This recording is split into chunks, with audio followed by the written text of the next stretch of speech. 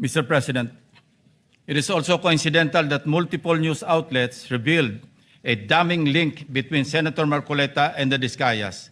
In one news story, a relative of Senator Marcoleta was said to hold a directorship at Stronghold Incorporated and Milestone Guarantee insurance companies that provided bonds for contractors owned by the flood control king and queen, Curly and Sara Discaya, at the center of a multi-billion peso flood control corruption scandal, raising conflict of interest questions in a high-profile Senate probe.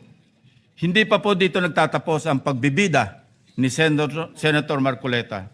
Noong September 25, 2025, nagpresenta si Senator Marcoleta ng surprise witness sa katauhan ni Mr. Orly Gutesa. As chairman, I did not raise any objection to members like him introducing surprise witnesses during the proceedings at that time, as long as it can help in unearthing the truth behind the flood control mess, including and most importantly, exposing the masterminds if evidence warrants. Gayunpaman, hindi pa man tapos ang araw, pumalag na sa media ang sinasabing nakapirma sa notary public na si Attorney Pechi Espera. Nakalaunan ay naging kasalanan ko pa din sa paningin ni Senator Marcoleta. Hindi po ang Senado ang nag-iimbestiga at nagbigay ng hatol na forged ang notaryo ni Gutesa. Mismong ang Branch 18 ng Regional Trial Court ng Manila ang nag-imbestiga. Independent yon sa Senado. Sa halip na tanggapin, galit pa sa resulta ng kaso dahil hindi naaayon sa gusto niyang kalalabasan ng imbestigasyon. Asal bida talaga. Ang matindi pa, nanakot pa na magsasampa ng kaso laban sa judge at abogado. Again, style bida. Pa-victim effect pa po masyado na parang bida sa pelikula. Mr. President, ang kwento pa, ako daw ang nagpapahiwatig na tinuturuan o kinocoach niya si Gutesa sa bahaging ito ng pagdinig. Mr. President, sa obserbasyon ng napakaraming nanonood, tila baga tinuturuan niya kung anong pahina. Page 20 nga daw ang basahin. Sa kamalasan niya, nagkataon na putol pala ang kopya ng affidavit ni Gutesa. Kung todo, tinayuan pa niya para ibigay ang kanyang kopya na parang bida sa eksena.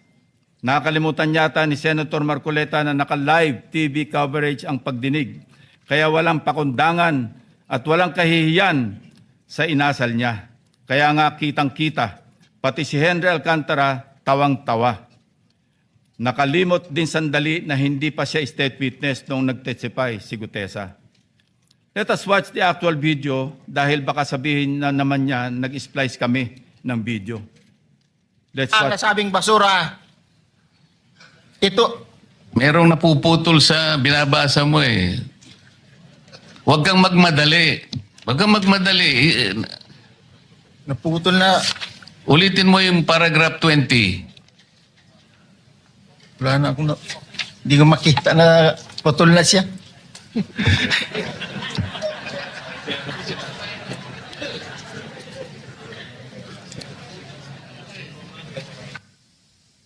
I strongly deny that I made mention of him coaching Gutesa, Mr. President. Ulitin ko, sakaling hindi pa rin talaga magets, tinanggap pa rin ng komite ang sinumpang salaysay ni Gutesa bilang valid at bahagi ng record dahil sa katotohanan siya ay personal na humarap at nagpatunay under oath ng nilalaman ng kanyang affidavit. Ang masama, Mr. President, tinanggap naman natin sa record ang testimonya ni Mr. Gutesa. Hindi pa rin tumitigil sa kakareklamo si Senator Marcoleta. Mr. President, ang tunay na issue hindi ang forged na affidavit kundi ang biglaang pagtatago at pagkawala ni Gutesa. For the information of this body, Mr. Gutesa, who was presented as a witness by Senator Marcoleta, has been unavailable since his initial appearance. Moreover, the committee made the option for Senate protection available to him, but he declined as evidenced by his signed waiver. And we are dutiful in locating him, Mr. President.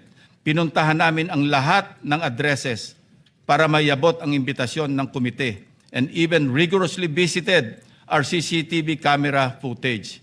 Again, displaying his obsessiveness for the nth time, Senator Marcoleta even lambasted me by implying that I was surveilling his office.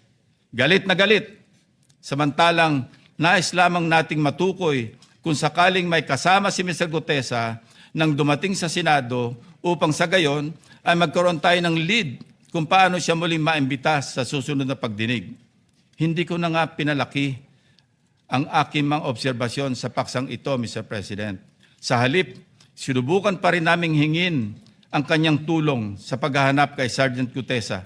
Again, Senator Marcoleta in his TV show ranted against me. Let's watch. Tatanungin ko siya, bakit mo kinur sa akin to? Iniinsulto mo ba ako? Parang insulto naman sa akin yun. Ba't mo ikukur sa akin? Sino ka ba? I dare ask, Mr. President, if a committee member brings a witness bearing such damaging allegations, does the burden of transparency not follow? Is it not just proper to cooperate with the committee regarding his whereabouts? Why then does Senator Marcoleta find my position so offensive? On many occasions, Senator Marcoleta made statements that undermined the authority and collective integrity of the committee. Mukhang aabutin tayo hanggang bukas kung iisa-isahin ko pa lahat ang katakot-takot na pag-alipusta ni Senator Marcoleta sa komite na kinabibilangan din naman niya. He continued the same litany in his speech yesterday, Mr. President. Let me count and rebut it once and for all. 1. On the release of the minority report. Tahasang pinagmamalaki ni Senator Marcoleta ang minority report for the lack of better term, he said, na kanyang nilabas noong December 10, 2025, na siya ring naging paksa ng kanyang litanya kahapon. For his information, I wish to underscore a part of Section 22 of the Senate Rules shown on the screen, which states that, and I quote, concurring and dissenting reports may likewise be made by the members who do not sign the majority report within 72 hours from the approval of the report. Napakalinaw naman po, Mr. President. Concurring and dissenting reports may be made 72 hours after the committee report has been approved by the majority vote of all its members. Siya na nga itong gawa ng mga bagay na wala naman sa alituntunin ng Senado. Pagkatapos, ako ang pagbibintangan niya na epal. He even had the audacity to declare, and I quote his speech, a submission anchored on the same hearings, 3 of which he actually presided, the same resource persons, and the same affidavits. Masasabi ba niyang pangbasura lang din ang lahat ng yun? At this point, Senator Marcoleta must know that rhetorical fallacies do not amuse me, Mr. President. If the release of this so-called minority report and its contents did not amount to a direct affront to the chairman and to the committee as a collegial body, then I'm not sure what is. May I also emphasize, Mr. President, that this same report brazenly stated that, and I quote, the BRC, Blue Ribbon Committee, cannot and should no longer compete with the National Prosecution Services and eventually the judiciary in finally disposing of these cases, unquote. Clearly implying that the committee must conclude its proceedings. Mr. President, sino ba siya para pangunahan ang chairman at ang mayorya na miyembro ng committee? Wala sa lugar. Wala sa hulog. Saganang akin lang din naman, kagulat-gulat po ba ang naging reaksyon ng representasyon na ito na walang lugar ang ulat na yan kundi sa basurahan? Kayo na ang humusga, Mr. President. Number 2, let us go to the BRC draft partial committee report na pinamahagi ng komite noon pang ika-11 ng Pebrero nitong taon, na sa mismong araw na ito ay 1 buwan na ang nakakalipas, na siyempre ay laman din ng only reklamo ni Senator Marcoleta. Anya, ang natanggap ng kanyang opisina ay isang PDF file or document na may watermark ng bawat opisina na nakatanggap nito na wala man lang daw pirma ng chairman ng komite. Natural, Walang pirma dahil advance copies lang naman ang pinadala namin sa opisina ng lahat ng members. Common sense naman po, Mr. President, na binigyan ng soft copy ang bawat miyembro upang madaling mabasa at mapag-aralan ng ang lahat ng nilalaman nito simultaneously. Properly informed naman po ang mga staff ng mga senador na available mula sa aming opisina ang pisikal na kopya na lagpas 400 pages ng committee report upang mapirmahan sa hudyat ng mga ginagalang na miyembro ng committee. Ang ating inisyatibo upang pabilisin ang tamang proseso ay talagang masama pa rin sa paningin ni Senator Marcoleta. Tulad ng ginagawa din naman ng ibang miyembro ng komite, panay din ang follow-up namin sa kanyang opisina na kung nais na ba niyang pumirma sa printed copy ng report. Kahit ay dissent remark ay wala siyang ginawa. Bakit ngayon ay maghahanap siya ng Blue Ribbon Committee report na nakatenga sa kanyang opisina nung 1 buwan pa? Incidentally, as of yesterday, only Senator Bam Aquino has affixed his signature on the partial committee report. It goes without saying that I respect each and every member's decision when they will sign the report, if at all. What I despise is Senator Marcoleta's audacity to lie about his inability to sign the same by citing an untruthful reason for not signing, Mr. President. Number 3, pinipilit niya rin na ilabas ko ang listahan ng 67 contractors. He said in his speech, and I quote, in his press release dated August 10, 2025, posted on the Senate website, the BRC chairman disclosed that House members called him and that he had a list of 67 congressmen who are contractors. Yet, he did not summon them to any BRC hearing. Why did he not name them to be fair to the rest of the members of the House of Representatives? Ito po ang tunay na splice, Mr. President. Kung babasahin lang po ni Ginoong Marcoleta ang susunod na sentence, malinaw na malinaw po ito. And I'd like to paraphrase. Lacson clarified that he merely asked a congressman friend from the lower house and that, again I quote, I chuckled and said, I don't have a list. Ulitin ko po, noon at hanggang ngayon, kahit ipagpilitan at isplice ng kung sino, wala akong listahan at wala akong sinasabing may hawak akong listahan ng mga tinuguroang contractors. Wala akong pangalan. Alam mo yung 67 na contractors na naging congressmen or yung congressmen contractors, nakuha ko yan sa isang member ng House noong kasisimula pa lamang ng 19th Congress 2022. Number 4, madiin din po ang pag-question ni Senator Marcoleta sa interparliamentary courtesy. He said, and I quote, this doctrine, Mr. President, which is not even part of our rules, is not absolute. And then he added, if anything, those who occupy the highest offices in the government must be the first to answer, not the last to be asked, unquote. Senator Marcoleta even mentioned, again, and I quote, the members of Congress have no immunity from investigation, subpoena, or public scrutiny, unquote. Mr. President, hypothetically, if the House of Representatives initiates an investigation on Senator Marcoleta's statements of contributions and expenditures, or SOSE, over an alleged discrepancy, would the Honorable Senator stand by his position to disregard interparliamentary courtesy? If his former colleagues were to issue a subpoena, a show cause order, or even a warrant of arrest, would he still argue about the relevance of interparliamentary courtesy? Ito po ang tunay na hypothetical question, Mr. President. Lest we forget, 2 taon pa lamang ang nakakalipas, siya mismo ang nagsisisigaw sa House of Representatives at nag-motion na i-terminate ang budget deliberations para bigyan ng parliamentary courtesy ang Office of the Vice President. In his words, Mr. President, Parliamentary procedures, Madam Chair, grow from or are enriched by traditions, experiences, and precedents You may not like the person, you may not like the presence here, but you have to respect the office of the Vice President.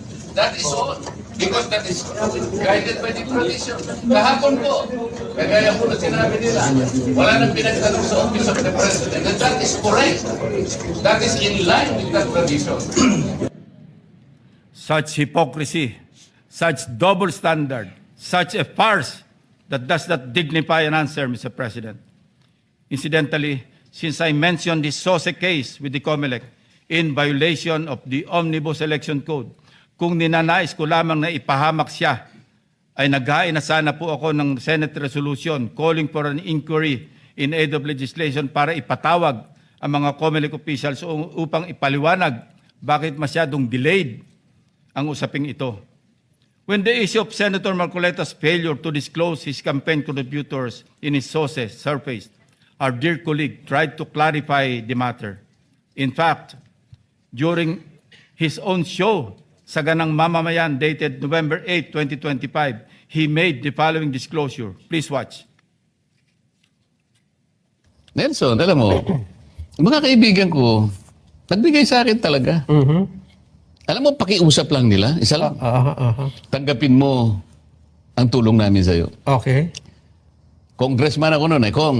Kami po ay naniniwala na karapat dapat kang makarating sa Senado. Tanggapin mo ang lagang to. Marami sila.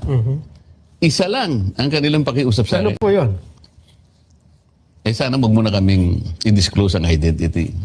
Ngayon, kapag ka naglagay ako ng figure sa contribution, mapipilitan akong mag-disclose ng pangalan nila. Alam mo kung bakit?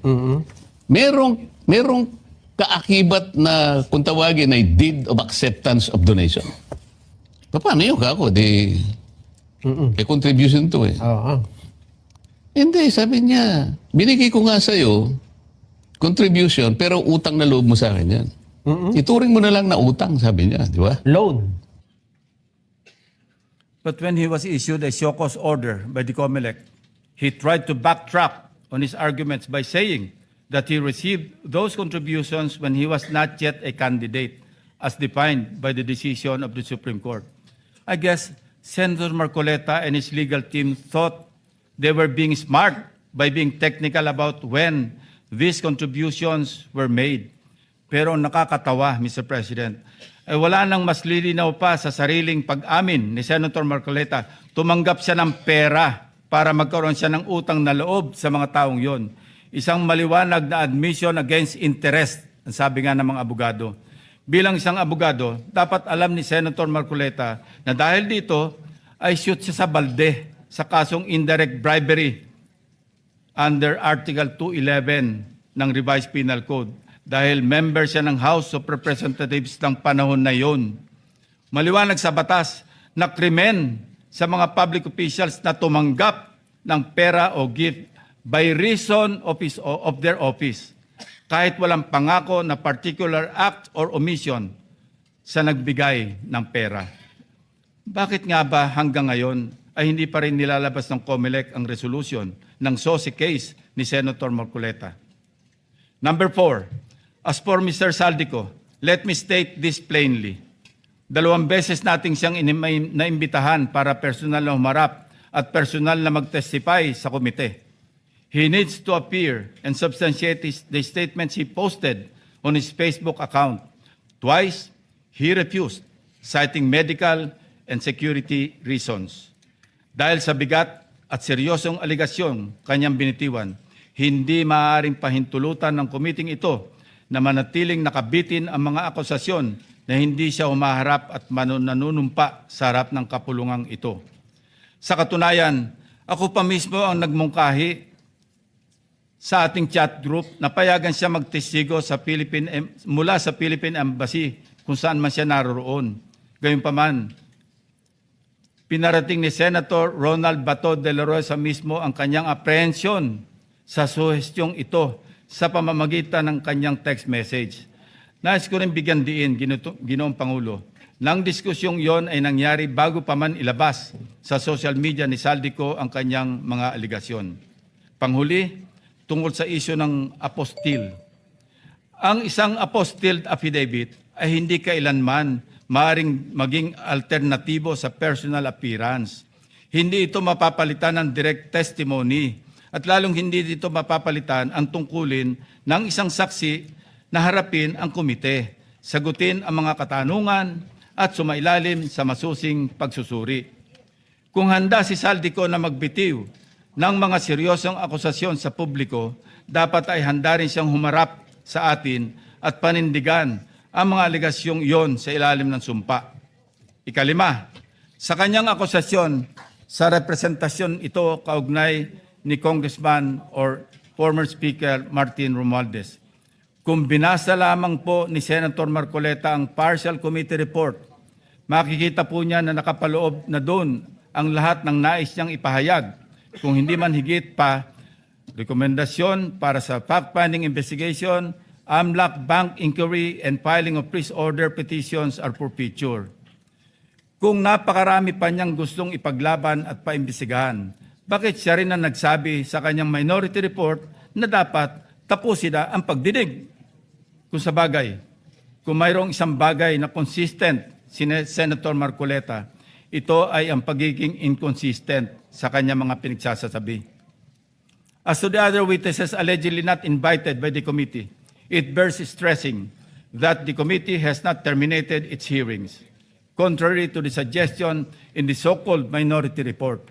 The intention at this stage is simply to have the partial committee report filed and sponsored in order to reflect the evidence received thus far and to allow the committee to consider the next steps, taking into account the views of the members on other areas that may be pursued as the path forward toward the eventual conclusion of the hearings. As to the other matters raised under the rules of the Blue Ribbon, the chairman serves as the chief executive officer of the committee and, as such, exercises broad discretion over matters pending before it, including the invitation of witnesses. Members may suggest witnesses or move for the invitation during a hearing, and if such motion is approved by the members of the committee, the same will, of course, be respected by the chair. Pang-anim, sa kawalang kamatayang i-give up ang KIG remark na umabot din sa isang full privilege speech upang ipangalandakan na ako ay nasa likod ng pag-splice ng kanyang video upang siya ay siraan. His statement, and I quote, verbatim, Mr. President, ang gawin natin po para madali, i-give up natin ang KIG. Then, mako-coordinate na natin lahat, unquote. Is that merely suggestive, Mr. President? Ito ay kasing kintab ng bumbunan na nasinagan ng tirik na araw sa tanghalin tapat, Mr. President. Sapat lang kanyang hindi matapos-tapos na paliwanag na kesyo hypothetical daw, kesyo joke lang daw, ayon sa kanyang mga pahayag at kalaunan ay gusto pa niya amyendahan o i-correct ang journal ng Committee on National Defense of the Commission on Appointments. Mag-ingat po tayo rito, Mr. President, sa kanyang gusto mangyari. Your Honor, being the chairman of the Commission on Appointments and some of us here as members, we must study diligently the legal implications of Senator Marcoleta's motion now pending before the Commission on Appointments.